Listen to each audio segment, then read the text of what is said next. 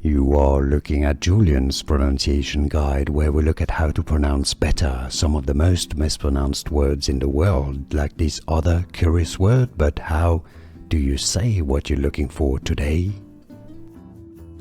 We are looking at how to pronounce this name, the name of this disease or condition. We'll be looking at how to say more medical terms as well. Too many people get wrong. Stay tuned to the channel to learn more. Epistaxis. Epistaxis. Stress on the ta syllable. Epistaxis. And now you know, more videos for you here to learn more correct pronunciations. I'll see you there. Thanks for watching. Here are more videos on how to pronounce more confusing words and names too many mispronounced. Like this video if you found it useful. I appreciate your support. I'll see you soon and thanks for watching.